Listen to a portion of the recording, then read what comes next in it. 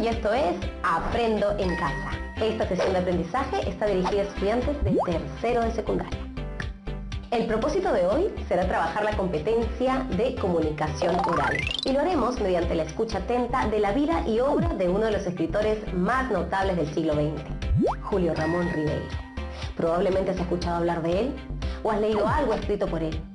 Ribeiro es considerado el mejor cuentista peruano, lo que no quita, por supuesto, que haya muchas escritoras y muchos escritores por leer y por descubrir, pero Ribeiro siempre será uno de mis favoritos. Te invito a que veamos juntos esta historia, pero antes recuerda tener lápiz y papel cerca porque les voy a dejar dos misiones. La primera, disfrutar del programa, por supuesto, y la segunda, responder a las siguientes preguntas. ¿Qué dice Ribeiro sobre sus personajes? Y ¿sobre qué dice Ribeiro que no quiere escribir? ¿Les parece? Así que atentos y atentas, veamos esta historia.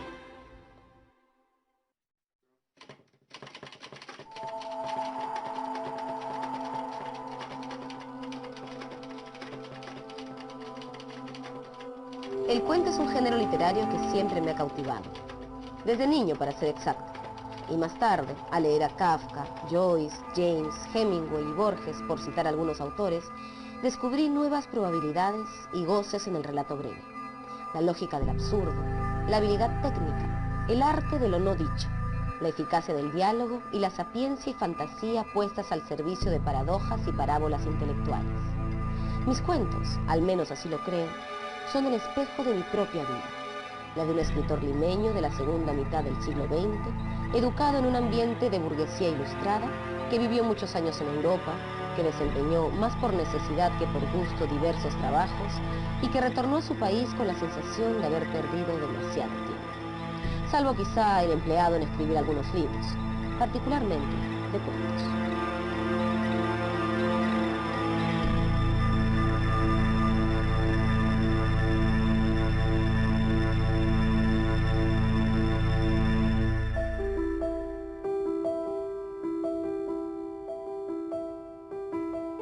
Yo lo conocí en las circunstancias más curiosas porque yo estaba un día caminando en el campus de la Universidad de Texas donde yo estudiaba, en el año 83 probablemente.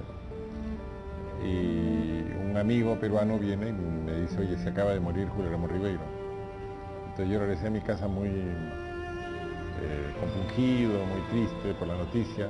Escribí un texto sobre la obra de Ribeiro y sobre lo que había significado en nuestra literatura y lo envié a Lima. En esa época pues no había Facebook ni internet, las llamadas telefónicas eran muy caras, entonces lo mandé a una revista en la que yo colaboraba y de la revista me dijeron, oye, pero no sabemos que ha muerto, ¿no? Entonces me di cuenta que mi amigo se había equivocado, el que había muerto era José Jiménez Borges y se le había hecho una confusión de nombres y me había dicho que se había muerto Julio Ramón Ribeiro. Entonces, como yo tenía el texto funerario, se me ocurrió que sería interesante mandárselo. Yo no lo conocía, ¿no? En ese momento. Me contestó con una carta muy cariñosa, muy simpática, muy irónica, diciéndome, bueno, la frase de Mark Twain, ¿no? Las noticias sobre mi muerte son algo exageradas.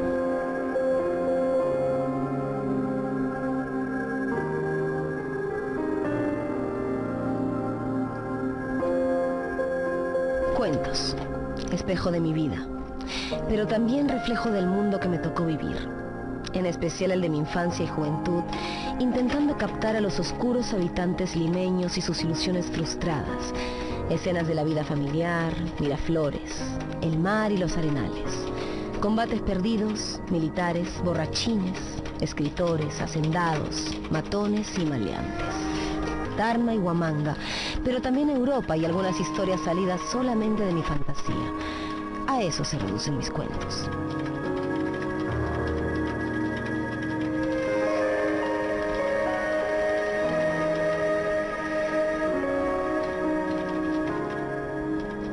Ribeiro destaca dentro de un género que es muy importante, muy querido por los lectores, como es el cuento, ¿no? Ahora, como cuentista, él se nutre de la literatura extranjera, de la literatura francesa, por ejemplo, ¿no? de algunos autores rusos y a la vez también de algunos autores peruanos. Entonces yo creo que Rivero estaba dotado para el cuento, ¿no? Era un contador nato de historias. Y él cuenta que cuando era niño, el papá los reunía, a todos los hermanos, los sentaba y les leía cuentos. Entonces eso despertó en ellos un gusto por la lectura y luego una buena biblioteca fue la puerta de entrada para el mundo de la literatura. Es un escritor de grandes épicas, de grandes gestas, de grandes hazañas. Los personajes de él son personajes sencillos, modestos, marginales. Digamos que lo poco que cuentan en estos relatos es algo que los define, ¿no? Que los ilumina, que nos muestra para siempre quiénes son esos personajes.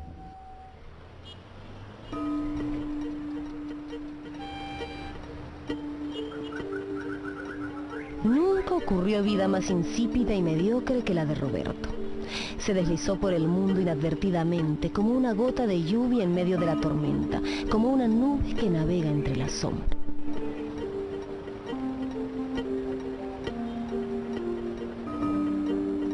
No tuvo una emoción fuerte, ni una aventura imprevista que coloreara la página blanca de su vida. Todo en él fue blando, suave, entregado con mesura, vivido sin contrastes. No fue lo suficientemente bruto para sentir felicidad de no pensar en nada, ni lo bastante inteligente como para sufrir la angustia de saber más. Ni serio ni jocoso, ni bueno ni malo, ni estéril ni imaginativo. Era como el agua tibia, como una sonrisa sin expresión.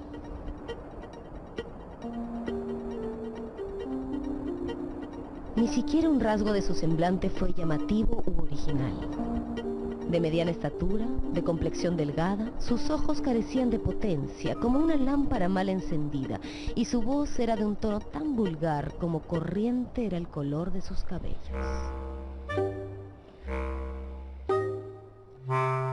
Jamás alguien le consultó una opinión ni le pidió un consejo. Ni tuvo un amigo más amigo que otros, ni un apodo cariñoso que exagerara alguno de sus rasgos. Nada en él llamaba la atención. Todo en él era gris y normal, sosegado y neutro, limitado y barato. Sus exámenes no fueron brillantes que despertaran envidia, ni desastrosos que produjeran risas. Sus notas eran 13 y 14.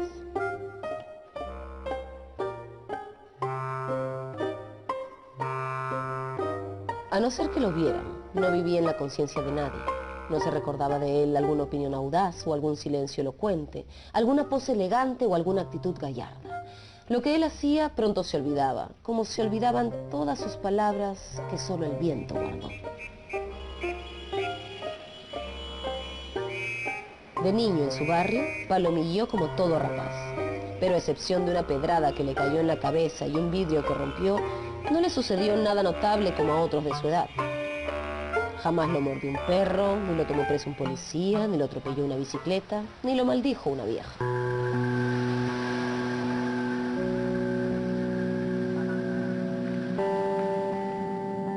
La fecha de su nacimiento no coincidió con ninguna conmemoración famosa, ni fue su nombre de pila un nombre original o inaudito, ni tuvo su apellido un rumor rancio de nobleza.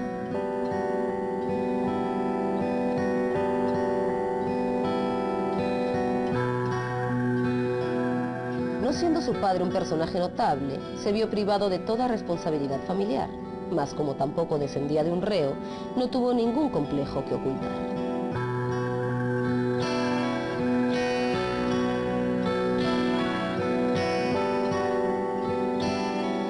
El único hecho prominente de su vida fue un terminal que agarró en el sorteo de Fiestas Patrias. Obtuvo 500 soles. Era justo que esto sucediera. De lo contrario, su vida habría sido tan absolutamente mediocre que se hubiera convertido en un caso interesante, excepcional de mediocridad, y en consecuencia hubiera dejado de ser mediocre, puesto que ya era interesante.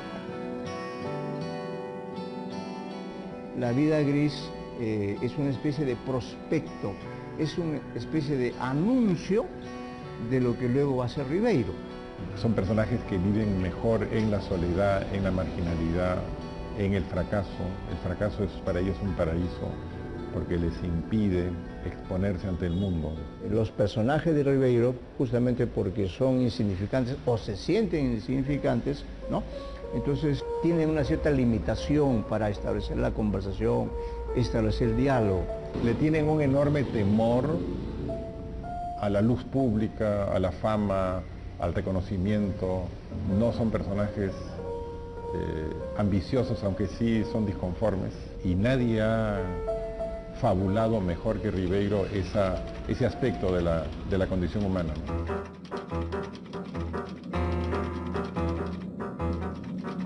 Que mis cuentos, tan variados y dispares, puedan sumados a adquirir cierta unidad y proponer una visión orgánica, coherente, personal de la realidad, es algo que no podría afirmar, y que tampoco me preocupa demasiado. Así como tampoco me preocupa que mis cuentos no reflejen las mutaciones sufridas por el Perú en los últimos 20 años. Escribir sobre lo actual, sobre lo inmediato, es importante pero no indispensable. Para ello hay jóvenes y excelentes cuentistas, aunque es bueno recordarles, parafraseando a Borges, que la actualidad es a menudo anacrónica.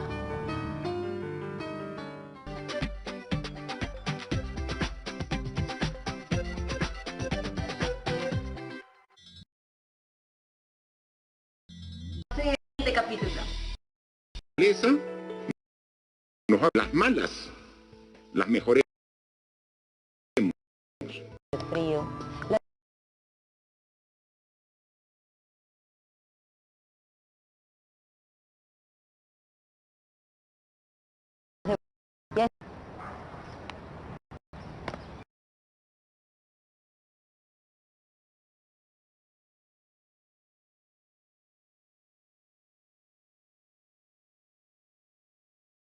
Que tiene una gran capacidad de observación, ¿no?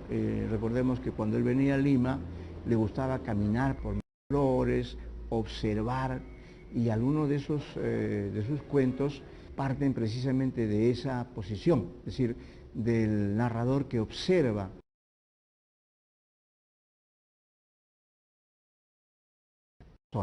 Es decir, siempre es un narrador desde fuera, un narrador invisible, o de una...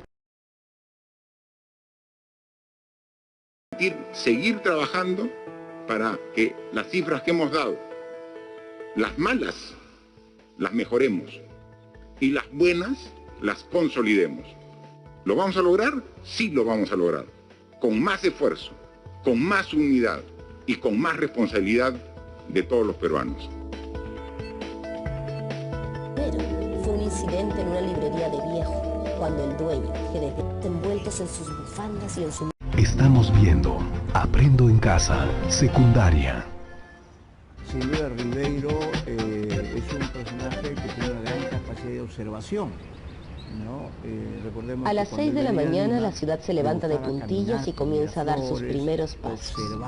Una fina niebla disuelve el perfil de los objetos y crea como una atmósfera encantada. Las personas que recorren la ciudad a esa hora parece que están hechas de otra sustancia, que pertenecen a un orden de vida fantasmal. Las beatas se arrastran penosamente hasta desaparecer en los pórticos de las iglesias. Los noctámbulos, macerados por la noche, regresan a sus casas envueltos en sus bufandas y en su melancolía. Los basureros inician por la avenida Pardo su paseo siniestro, armados de escobas y de carretas. Siempre he sido... A esta hora aparecen los obreros caminando hacia el tranvía, los policías bostezando contra los árboles, los canillitas morados de frío, las sirvientas sacando los cubos de basura. Y a esta hora, por último, como a una misteriosa consigna, aparecen también los gallinazos sin plumas.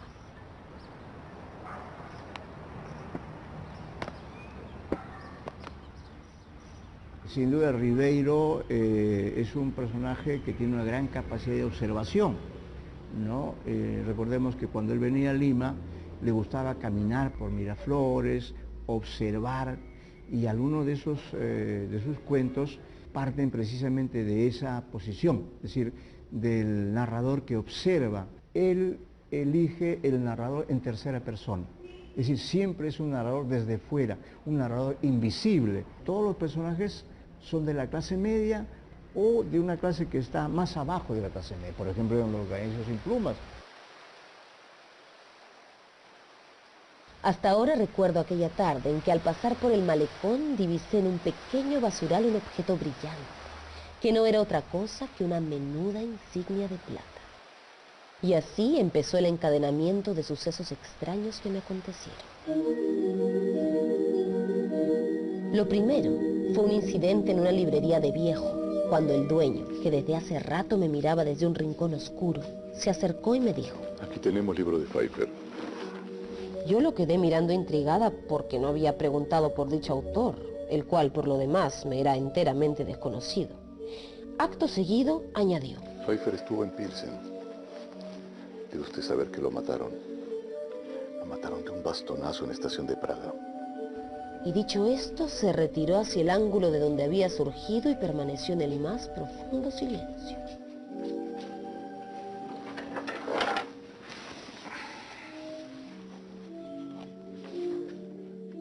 El humor aparece de diferentes formas, es un humor irónico, en forma un poco ya de caricatura, en forma de burla. Lo que ha dicho Ribeiro en ese cuento es que en realidad hemos terminado nosotros siendo menos importantes que nuestros objetos.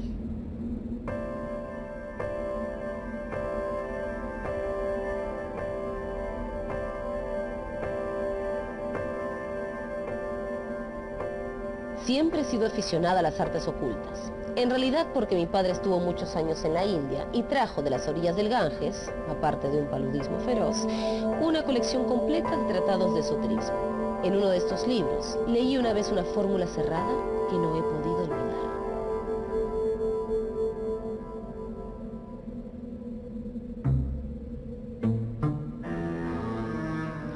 Todos tenemos un doble en las antípodas, pero encontrarlo es muy difícil, porque los dobles tienden a ser siempre el movimiento contrario. Con el tiempo, la idea del doble se me empezó a hacer obsesiva. Me di cuenta que las antípodas de donde yo estaba correspondían a la ciudad australiana de Sydney. Y recordé que tenía una tía lejana viviendo en Melbourne y que podía ir a visitarla. Y así, 1000 ideas descabelladas más fueron surgiendo. Cuando aterricé, me di cuenta de lo absurda de mi determinación. Quise volver en el mismo avión y hasta me enteré de que mi tía lejana hacía años había muerto. Luego de un largo debate decidí que después de tan fatigoso viaje era mejor quedarme unos días. Me quedé 7 semanas. Yo creo que lo que Ribeiro nos quiere decir en realidad es que no hay una verdad universal, no hay una verdad absoluta. Creo que la idea de su obra es que toda nuestra percepción del mundo está hecha de mosaico de retazos, fragmentos, y que estos no tienen coherencia entre sí. Las historias de los cuentos deben entretener, conmover, intrigar o sorprender.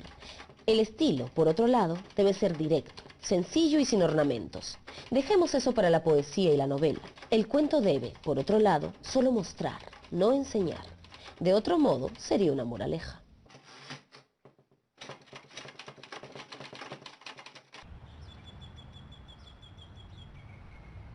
A los 10 años, yo era el monarca de las azoteas y gobernaba pacíficamente mi reino de objetos destruidos. Las azoteas eran los recintos aéreos donde las personas mayores enviaban las cosas que no servían para nada. Se encontraban allí sillas cojas, colchones despanzurrados, maceteros rajados, cocinas de carbón, muchos otros objetos que llevaban una vida purgativa a medio camino entre el uso póstumo y el olvido. Entre todos estos trastos yo erraba omnipotente, ejerciendo la potestad que me fue negada en los bajos. Podía ahora pintar bigotes en el retrato del abuelo, calzar las viejas botas paternales o blandir como una jabalina la escoba que perdió su paja. Nada me estaba vedado. Sin embargo, en los linderos de mi gobierno había una zona inexplorada que siempre despertó mi codicia. Varias veces había llegado a sus inmediaciones, pero una alta empalizada de tablas puntiagudas me impedía seguir adelante. Yo no iba a permitir que un accidente natural impidiera mis planes de expansión. Ribeiro comenzó publicando libros con títulos específicos, ¿no? La Guiñazú sin plumas, Cuento de circunstancias, Las botellas y los hombres, 3 historias sublevantes. Pero cuando llega la década del 70 y ve Ribeiro que sus libros en realidad sí han tenido una aceptación, le han dado popularidad, entonces él tiene una decisión. De ahí en adelante va a seguir publicando cuentos ya dentro de una suerte de colección. Entonces busca un nombre y ese nombre es La palabra del mudo. introducción de La palabra del mudo, Julio Ramón Ribeiro advierte que el cuento debe contar una historia, de preferencia breve, que pueda ser leída de un tirón. No hay cuento sin historia, y el lector debería, a su vez, ser capaz de contarla. Esta historia puede ser real o inventada. Si es real, debe parecer inventada, y si es inventada, real. Un personaje de un cuento hace una acción en la que le aparece su destino, en la que aparece su identidad, en la que aparece quién es él para siempre, ¿no? Y que eso es lo que hace un gran relato, que sintamos que en unas pocas páginas vemos 1 o 2 episodios en la vida de un personaje que nos hace pensar o nos hace sentir que lo conocemos.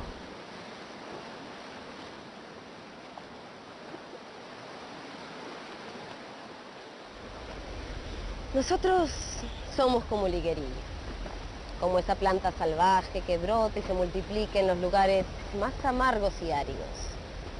Mírenla cómo crece en el arenal, en los cantos rodados, en las acequias sin riego, en los muladares. Ella no le pide permiso a nadie, solo un pedazo para sobrevivir. No le dan tregua ni el sol, ni la sal de los vientos de los mares, la pisan hombres y tractores y ella sigue creciendo, alimentándose de piedra y de basura. Por eso digo que somos como liguerilla. Nosotros, la gente de pueblo. Allí donde un hombre de la costa ve una higuerilla, hace su casa, porque sabe que allí podrá también él vivir.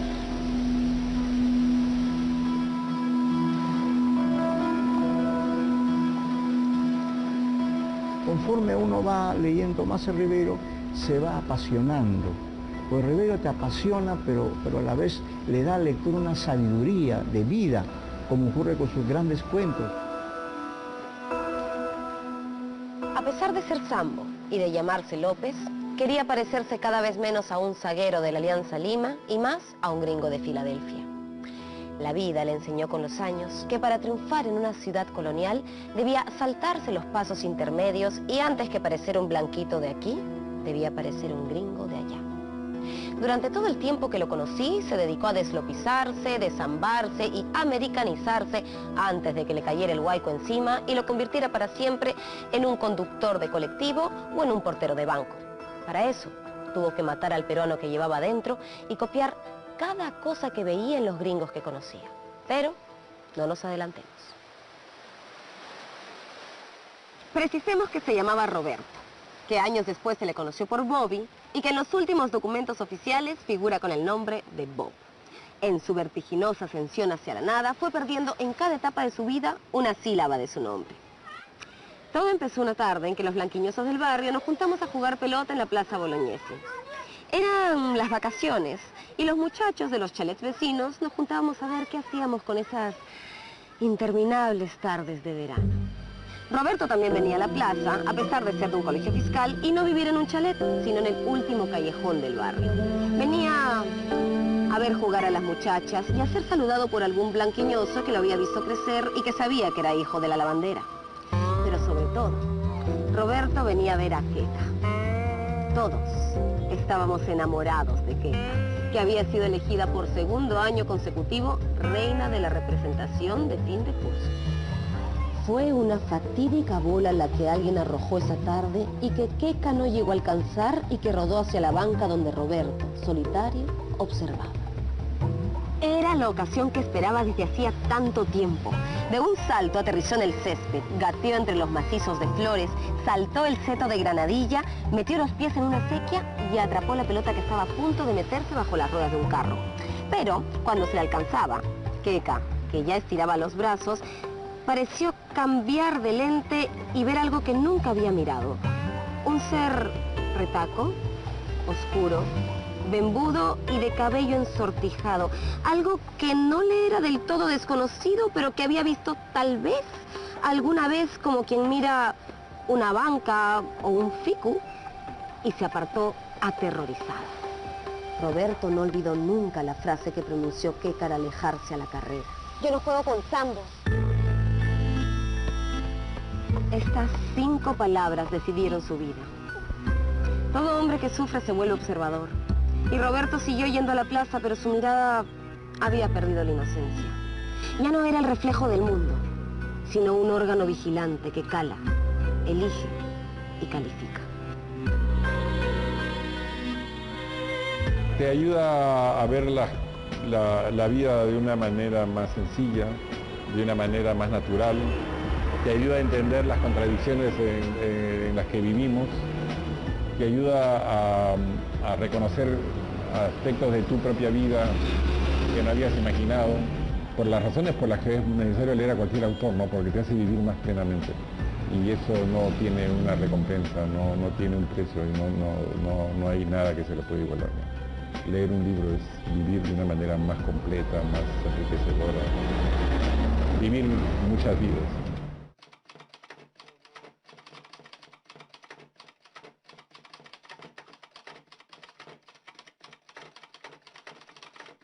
El cuento admite todas las técnicas y los personajes deberán tomar decisiones que pongan en juego su destino.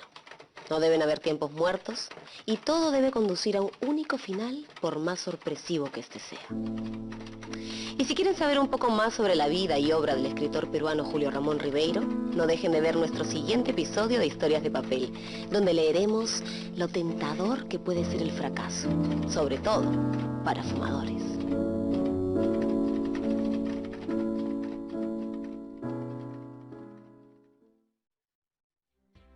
El video que acabamos de ver fue uno de los casi 50 episodios del programa de literatura Historias de Papel que hicimos durante 4 años. Fue el resultado de un grupo de personas que creíamos que a través de la literatura podíamos ingresar a nuevos mundos y conocer más de nosotros mismos. En el caso de Julio Ramón Ribeiro, por ejemplo, hemos aprendido cómo era la ciudad, los efectos de la llamada modernidad y cómo vivían los jóvenes en los 50 y muchas cosas más. ¿Se imaginan cómo era todo? Además, Ribeiro utiliza la literatura para hablar de temas muy crudos y reflexiona sobre cómo la vida no es tan fácil para todas las personas por igual. Quiero aprovechar este programa para invitar a las y los estudiantes a conocer un poco más sobre Julio Ramón Ribeiro y a pensar cómo su obra se relaciona con lo que vemos a nuestro alrededor. Y por eso ahora les propongo el reto del programa. Es volver a leer algunos de los cuentos que trabajamos en el video, es decir, Los gallinazos sin plumas, Alienación o La insignia, y transformar esta historia en una historieta o cómic. ¿Por qué creen que Julio Ramón Ribeiro llamó a su libro La palabra del mudo y lean sus cuentos? Guardarás todos sus trabajos en un portafolio, el cual será la evidencia de tus aprendizajes. Bueno, esto ha sido todo por hoy. Nos vemos.